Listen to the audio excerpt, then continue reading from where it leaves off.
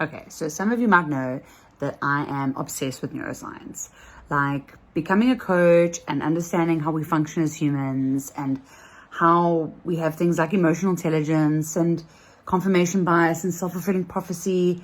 It all boils down to the brain. And when I was studying my coaching, there was this one specific thing that we learned, and that kind of paved the way for my obsession with the brain.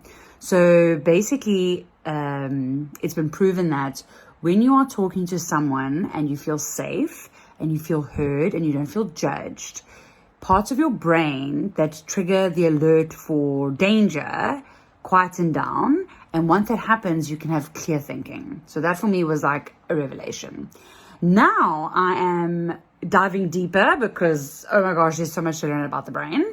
And I'm doing a neurofundamentals course at the moment that's specifically using applied neuroscience to movement.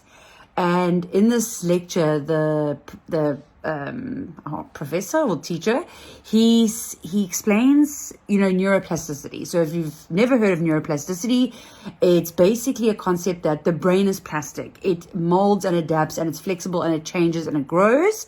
And 20 to 30 years ago, they believed that, the brain only develops till the age of 24 to 35 or something like that. And then it stops developing. We had those sayings like, you can't teach an old dog new tricks. It's a lot of shit.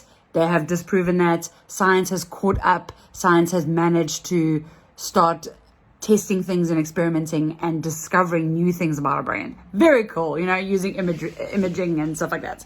So the thing about neuroplasticity is that it's neutral, okay? It's not good or bad. It just is. It exists. So neuroplasticity means that our brain learns how to be better at the things that we're doing. So maybe you've even heard that saying, like, the thing that you focus, wherever you put all your attention on, that thing grows, okay?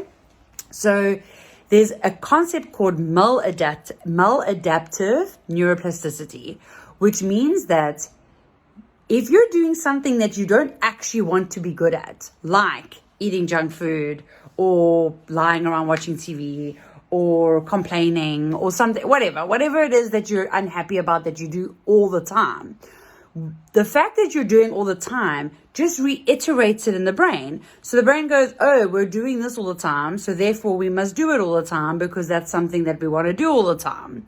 So just like how neuroplasticity can help us to grow and become better at things and to strengthen our self-esteem or to change or whatever we want to do in a positive sense, there's also the other side of the fact that neuroplasticity exists, mean that it works for the good and the bad, essentially.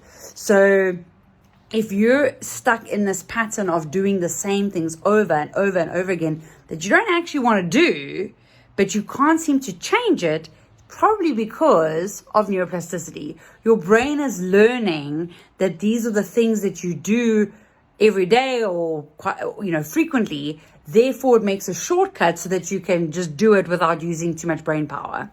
So you can disrupt that because the brain can learn to change your behavior.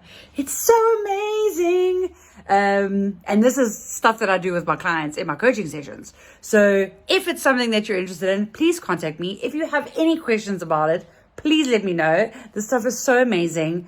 We can use our brains. How funny is that, hey? We can use our brains. I just actually think about when I was at school and they would say things like, put on your thinking caps and switch on your brain. You literally can do that. So they weren't far off. All right, I hope that's inspired you to know that you can change. And if you are in this loop of things that you don't want to be doing, you've probably just trained your brain to short circuit yourself to do those things so you can change it. Yay! Okay, have a beautiful day.